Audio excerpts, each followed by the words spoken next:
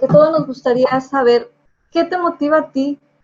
a este activismo, a mover conciencias, a generar todo este movimiento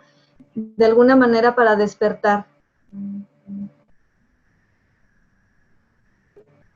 Pues es un poquito lo que Steve Jobs dijo en su discurso de Stanford, y que también Facundo Cabral decía: se hace camino al andar y al final uno va conectando los puntos. Hay muchas cosas en mi vida que pasaron por causalidad y otras que pasaron por casualidad. El hecho de que yo empecé a trabajar en radio desde los 19 años mientras estaba estudiando relaciones internacionales, ciencias políticas y economía, me fue moldeando el cerebro para poder tener la capacidad de transmitir ideas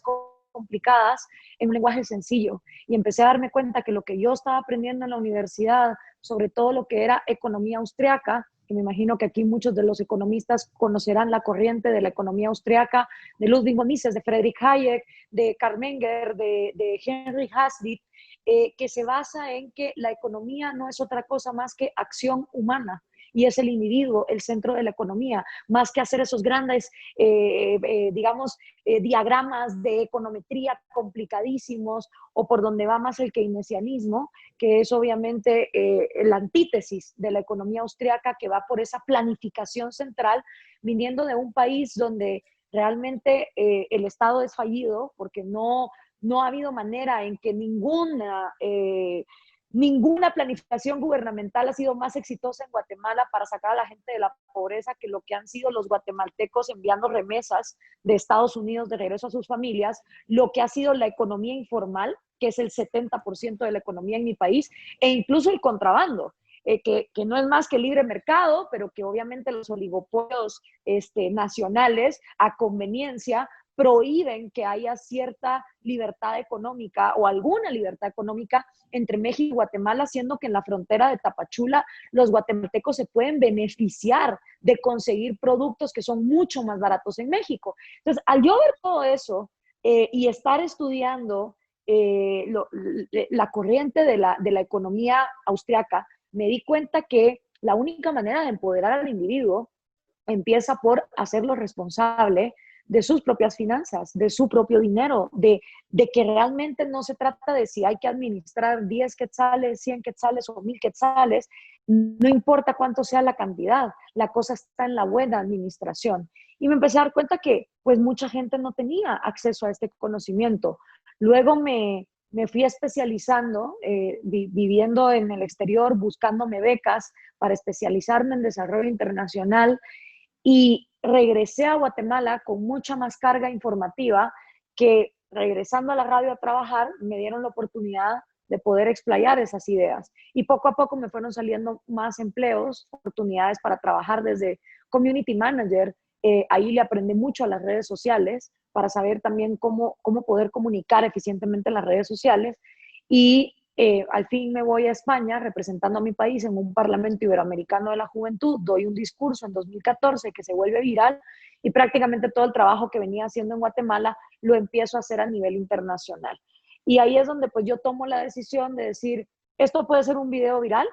que simplemente pasa de moda y ya está, o puedo tomar esta oportunidad, ahí recordando al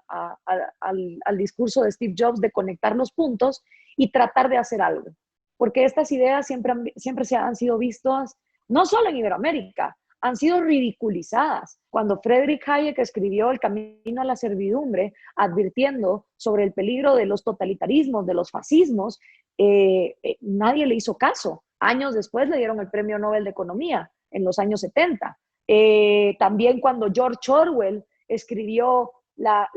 Rebelión en la Granja, que ojalá hubiese sido más leída en América Latina, tampoco le pusieron mucha atención, o cuando escribió 1984, o cuando Ayn Rand escribió La Rebelión de Atlas. O sea, ya venían estas ideas de la libertad siendo denigradas, humilladas, ridiculizadas, y siempre vistas como en una esquina de lo que es lo imposible, porque no son ideas que están buscando a ese mesías estatista que desde la planificación central venga a organizarlo todo. Y obviamente, como ya les decía en el inicio, Lord Maynard Keynes, que fue el economista que por excelencia adoptaron todos los planificadores centrales, incluyendo en América Latina, cuando se hizo la sustitución de importaciones de la CEPAL, que fue un desastre para América Latina, también aunado a que después vino la crisis del tequila aquí en México y etcétera, nos vamos dando cuenta que la planificación fracasa.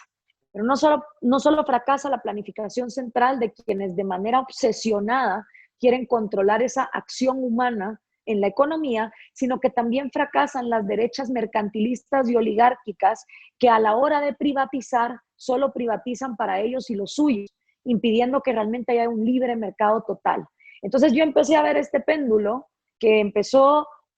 con dictaduras, que casi toda Latinoamérica tuvimos, dictaduras militares gobernando de una manera keynesiana, a excepción de Augusto Pinochet, que fue una dictadura más mercantilista, yéndose a la libertad, entre comillas, porque no creo que pueda haber capitalismo puro dentro de una dictadura. Y tenemos entonces ese péndulo que rebota cuando salimos de esas dictaduras militares a unas derechas en los años 90 que prometieron la privatización y la innovación y la apertura de Latinoamérica hacia un mercado globalizado e internacional. El famoso consenso de Washington que daba como que ciertos lineamientos de qué era lo que había que hacer. Y que si leemos hoy ese consenso de Washington y vemos cuáles eran los puntos a tratar, ninguno se cumplió, ningún gobierno lo respetó. Pero desgraciadamente la gente asoció que eso era el libre mercado y que culpa del neoliberalismo explotador, capitalista, salvaje y de un exceso de libertad económica que aquí nunca ha habido, entonces volvió el péndulo hacia el socialismo del siglo XXI. Y entonces la promesa era que Venezuela iba a ser la Nueva York de América Latina, todos íbamos a estar vueltos locos por irnos a vivir a Caracas, ¿no? El socialismo reivindicador que iba a acabar con la pobreza y la corrupción y que gobernó en más de 2/3 partes de América Latina, incluyendo obviamente Argentina con los Kirchner, Brasil con Dilma Rousseff y Lula da Silva, Ecuador con Rafael Correa y Lenín Moreno, Bolivia con Evo Morales, Chile con Michelle Bachelet, Uruguay con Pepe Mujica, Daniel Ortega es reelecto en Nicaragua, y donde no han gobernado en esa estrategia del Foro de Sao Paulo, de todas maneras tienen alta presencia, compitiendo por eso. Ahora, eso fue en 1998, cuando el socialismo del siglo XXI tuvo su primer triunfo. Pasan más de 20 años y ¿qué vemos? Que el socialismo del siglo XXI no cumplió con lo que prometió. La gente está yéndose de Caracas desesperada, como que son zombies, porque les quitaron todo. El venezolano promedio ha perdido más de entre 10 y 15 kilos de peso. No hay electricidad, no hay agua potable. O sea, Caracas parece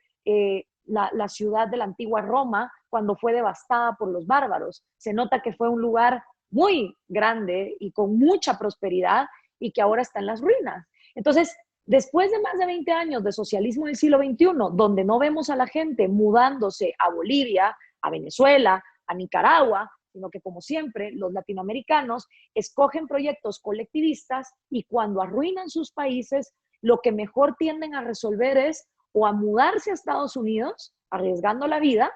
o a países un poco menos estatistas, ¿verdad? Entonces, por eso vimos los bolivianos de Evo Morales moviéndose a la Argentina cuando estaba Macri, los argentinos mudándose a Chile antes de que pasara el desastre de las protestas en Chile, los venezolanos inmigrando a Cúcuta, inmigrando a Colombia a través de Cúcuta, los cubanos yendo hacia Miami. O sea,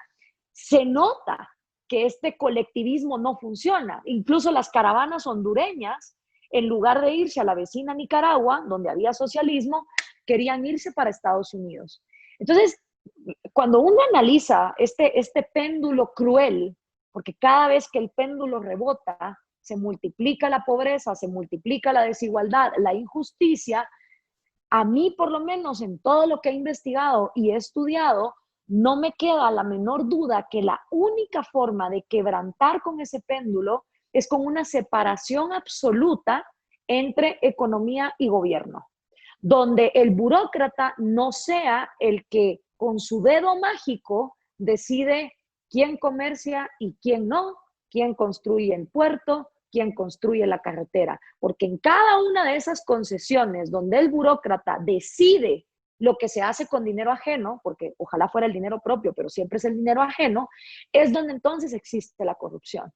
Y pareciera que el latinoamericano vive con este eterno síndrome de Estocolmo, enamorado de su secuestrador, porque por más que los gobiernos les roban, les humillan, casos de corrupción como Odebrecht, que fue una de las grandes herencias del socialismo del siglo XXI, o sea, el peor caso de corrupción que ha tenido América Latina no fue ni siquiera de esa derecha noventera corrupta, sino que fue Odebrecht. Y pareciera que el latinoamericano ve esto, pero cuando uno le pregunta al latinoamericano, ¿quién tiene que encargarse de la salud, de la educación, del fútbol, del teatro, del cine, del deporte en general, de los ancianos, de los arbolitos, de los animalitos, de los niños? La gente responde el gobierno. Entonces, un gobierno que es lo suficientemente grande como para prometerte de todo, también es lo suficientemente grande como para arrebatarte todo. Y en ese análisis de ese péndulo cruel que yo hago es donde estoy convencida que mis ideas no es que están prometiendo un paraíso en la tierra. El que quiera utopías, que se vaya con el marxismo, porque fue Carlos Marx el que habló de un hombre nuevo que iba a surgir, nunca explica cómo, pero él habla de un hombre nuevo que iba a surgir, que no iba a tener intereses propios, que no iba a ser egoísta y que iba incluso a donar su trabajo. Y si los más débiles trabajaban menos que él, ese hombre bueno no le iba a importar e iba a recibir la misma parte. Esa fue la promesa del comunismo, una utopía en la tierra donde íbamos a tener cuasi arcángeles que no iban a tener intereses personales. Se escucha muy bonito en la práctica, en la teoría, pero cuando se puso en la práctica, el comunismo es responsable del mayor genocidio de la historia de la humanidad, acumulando ya más de 100 millones de víctimas, entre el genocidio de Mao Zedong, del gran salto adelante, de la revolución cultural, hasta los gulags de Stalin, hasta la cantidad de presos políticos y muertos de hambre que hay en Venezuela, en Cuba, en Vietnam, en Corea del Norte. Entonces, el que quiera utopías, que siga pensando en comunismos. Las ideas que yo defiendo son para seres humanos que precisamente porque son corruptibles, porque son egoístas, porque tienen una naturaleza humana donde primero piensan en ellos para entonces después aportar a su sociedad, lo que estas ideas ofrecen es una estabilidad donde el que cometa una violación a los derechos individuales de otra persona al menos sea castigado y que cada quien asuma la responsabilidad de las consecuencias de sus éxitos, pero también de las consecuencias de sus fracasos. Porque el problema en las colectivizaciones económicas es que las consecuencias de los fracasos de los burócratas las terminan pagando todos. En cambio, en una economía libre,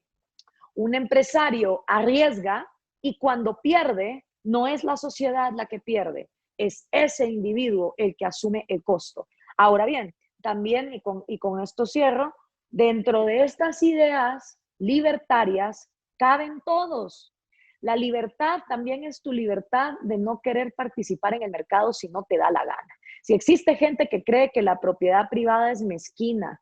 que el dinero por sí mismo es un papelito mágico que vuelve a la gente buena o mala, que no quieren participar dentro del mercado, son libres de hacerlo. En un sistema de libertad económica también se garantiza tu libertad de no participar. Y si tú quieres vivir en una comuna hippie, donde todo es comunal, donde no hay propiedad privada y donde no se toca el dinero, no hay problema. Eres libre siempre y cuando no exijas que con la propiedad y la libertad de otros se te sostenga tu vida. Ahora, si yo con un grupo de amigos vivimos en Venezuela o vivimos en Cuba o incluso en Argentina y nos da la gana poner una zona franca de libre comercio, no nos dejan. En el peor caso nos encarcelan y en el mejor de los casos nos encarcelan. En el peor de los casos nos hacen desaparecer. Entonces, esa es la diferencia. En un sistema de libertad cabemos todos. En un sistema colectivista, estatista, a lo 1984 de George Orwell o de la granja animal, siempre los cerdos van a ser los animales más iguales que todo el resto de animales. Y es lo que hemos visto a lo largo de la historia.